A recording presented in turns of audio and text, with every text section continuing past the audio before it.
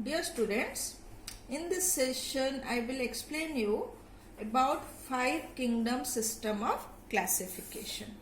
Right?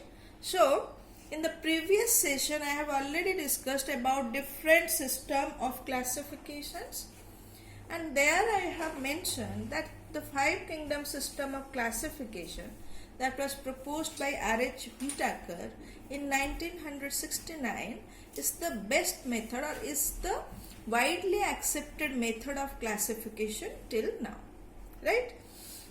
And the classification was started with the 2 kingdom system of classification, clear, proposed by Linnaeus, Carolus Linnaeus, and according to him the classification was based on the presence or absence of cell wall, and basing on this characteristics, this is a morphological characters, so basing on this characteristics the whole living world, that means all the living organisms, are divided or categorized into 2 kingdom, kingdom Plantae and kingdom Animalia, right? So why this system of classification was changed, right?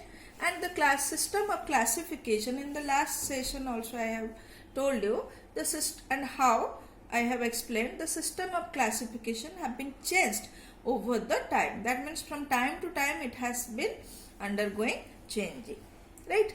So today we will discuss why the system of classification was changed, right? And what kind of changes were brought in the 5 kingdom system of classification. Clear? So, basing on the characteristics of presence of cell wall, all kind of organisms like bacteria, blue-green algae, fungi, bryophytes, pteridophytes, gymnosperms, angiosperms, all these are included into the kingdom Plantae. Similarly, the organisms which do not have cell wall, right, like protozoa, porifera, coelenterata, similarly platyhelminthes, ascomynthes, annelida, till mammals, all level of animals are included into the kingdom Animalia. Clear? So what are the drawbacks with this kingdom system of classification? Why it was changed? So here you see prokaryote and eukaryote. Already I have mentioned that bacteria, blue-green algae, pteridophyte, bryophyte, gymnosperm, angiosperm, all are into one kingdom. So, because of depending or basing on the single character as the organisms are classified into kingdom, so all prokaryotic cells like bacteria, blue-green algae are together with all the eukaryotic organisms. So that is one major drawback. Second, unicellular organism, for example Chlamydomonas, right, chlorella, etc. So these organisms are included along with the multicellular organism like Spirogyra, etc. They are included into algae, right? So here you see this is a Chlamydomonas having the single cell. So this is a unicellular organism. This is Spirogyra. This is a filamentous algae having number of cells. Clear? So likewise, number of multicellular algae and unicellular algae like Chlamydomonas, chlorella, etc. are included into the same group, right? Though they have much difference, but they are included into the same group. Similarly, the fungi, you know, they are the heterotrophs. Only because they have cell wall, they are included. So this is I am showing some kind of mushroom. You know, the mushroom are included into fungi. Besides, many other lower fungi are also there. So this fungi are included into the angiosperm. You see a huge plant banyan I have shown here. So a very simple organism are included along with a very complex huge tree species only because of the presence of cell wall, right? Then similarly, if we talk about the kingdom Animalia, they are also protozoa like the amoeba, you know, paramecium, they are the unicellular organism having very simple structure. They are included along with the higher level organization animal like mammals, etc. Right? So these are some of the drawbacks. Besides this system of classification also doesn't show or didn't show any evolutionary relationship. That means in the history or in the evolution process, which organism is evolved from which one, which is the ancient, which is the evolved one, that is not known, that is not indicated here. Right? So there is the need of evolutionary relationship should be to be mentioned in the kingdom system of classifications. Therefore, the need was felt during that time, the need was felt for including, right, for including certain characteristics like structure of the cell, nature of the cell wall, mode of nutrition, evolutionary relationship as the basis of classifications, besides taking the morphological characters like presence or absence of cell wall. So, the two kingdom system of classification has been changed over the time. Right? So, in the changing process, remember, the plant and animal kingdoms that have been remained constant under all different systems. You see, in two kingdom system, the plant and animal. In three kingdom system of classification also, plant kingdom and animal kingdom are there. 4 kingdom also, 5 kingdom, 6 kingdom. So in all kingdom system of classification, these two kingdoms have been remained constant. But what has been changed? Which group of organisms should be included to these kingdoms, which should be separated? That is done in the changing system of classification. Right?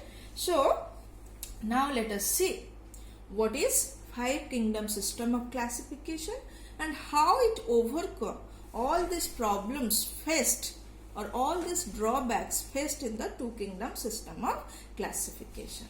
Right?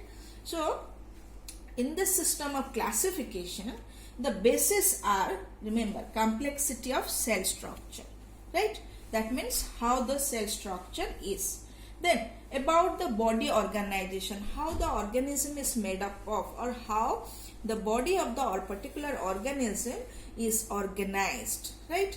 Then presence or absence of cell wall, mode of nutrition. Right? That is an important point here. Major ecological contribution and phylogenetic relationship. So all these bases are taken into consideration by R.H. Whitaker and classified the organism into 5 kingdoms. Right? So what are these 5 kingdoms? So here you see, on the basis of complexity of the cell structure, whether the cell is having nucleus or having nucleoid. Right? The cells or the organisms are classified as prokaryotic organism and eukaryotic organism. All these prokaryotic organisms are included into one kingdom. Right? So that is known as Monera.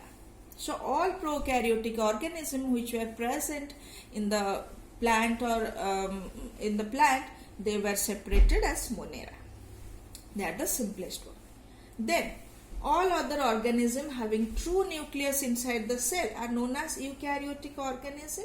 They are again classified on the basis of, remember, here the basis is the body organization, complexity of the body organization.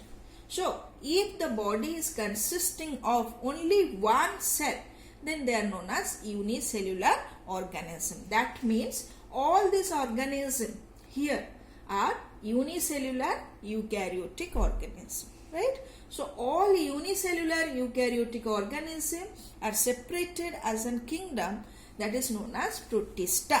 Right? Again I repeat, all the unicellular eukaryotic organisms were included into the second kingdom, that is the Protista. Right? Rest all the multicellular organisms, that means they are made up of number of cells. Right? having different type of and different level of organization that we will discuss in later class. The level of organization. But all the multicellular organisms have been classified on the basis of presence or absence of cell wall. Right? So, the organism, all the eukaryotic multicellular organism having no cell wall are grouped into one kingdom that is known as kingdom Animalia. Right? This is another kingdom. Clear? Then, rest of the organism, rest of the eukaryotic multicellular organism having cell wall are again classified on the basis of mode of nutrition. Right? So, the organism which are autotrophic, right? That means they can prepare, they can get their energy by themselves, are known as or are separated as the kingdom Plantae. And the organism which do not derive their energy by themselves, they depend on other organism, they are included as a separate kingdom Fungi. So in 5 kingdom system of classification, Robert Whittaker very smoothly or very justifiedly separated different types of organism into 5 different kingdoms. Here you see previously in 2 kingdom system of classification, prokaryotic cells or prokaryotic organisms was a drawback for their accommodation. Here in 5 kingdom system of classification, they were separated as a different kingdom. Right? So all the prokaryotic organisms are the Monera. Now they are not belonging to any other kingdom. Clear? Similarly, unicellular organisms like you can see the Chlorella, Chlamydomonas here. Similarly, amoeba. Similarly, you can take the example of Paramecium or Euglena, which were the confusion or which were the drawbacks in 2 kingdom system of classification and suitably were not placed in any of the kingdom. So they all are separated as a different kingdom, that is the Protista. Right? Then rest this fungi which were previously among the Plantae only because of the cell wall, but they have a different type of cell wall, right? That is made up of chitin, whereas plants are made up of, the plant cell wall is made up of cellulose. So they were separated as a different kingdom. So this way all organisms are well placed. So all the drawbacks of the 2 kingdom system of classification were overcome by this system of classification. Clear? No more the unicellular organisms are along with the multicellular, or no more prokaryotic cells are along with the eukaryotic cells. No more the heterotrophic cells, heterotrophic organisms are with autotrophic organisms. Right? So, besides this system of classification also well explained the evolutionary relationship, which was a major drawback in the previous 2 kingdom system of classification. Here you see this system of classification explains that the Monera, this we can say the Monera, right? Monera are evolved to Protista, different level of Protista. These Protista are evolved in different directions like this. These are evolved to Plantae, some Protista are evolved to fungi, some are evolved to Animalia. So this system of classification will establish the evolutionary relationship between Monera, then Protista to Plantae, fungi and Animalia. Right? It also well explains about the ecological contribution of the organism. Right? And about the mode of nutrition. Right? Mode of nutrition already I have mentioned. Still again I repeat, fungi shows the absorptive mode of nutrition, whereas Plantae shows the autotrophic mode of nutrition and Animalia are the consumer. Right? Similarly, regarding the contribution of these organisms towards the environment or ecosystem, the Plantae are the producer. That means they produces biomass, right? By carrying out photosynthesis. On that biomass, the whole other organisms depends. Whereas the fungi are usually, so this Plantae are autotrophic, right? They are producer, they are the autotrophic, and they are photoautotrophic. That means they carry out photosynthesis. Fungi are having heterotrophic mode of nutrition. So they behave as parasite or saprophyte, right? So the saprophytic fungi grow on dead and decaying material. So they provide or they recycle the nutrients in the environment. So these are the decomposers which has a very important role for the environment or ecosystem. And Animalia, they are the consumer, they consumes the biomass. So these are the roles or contribution of the different organism towards the environment, right? So besides this 5 kingdom system of classification also based on here I would like to tell you that so these are the different type of basis on which the 5 kingdom system of classification based, and it will overcome the different drawbacks of 2 kingdom system of classification. So that is all about this system of classification.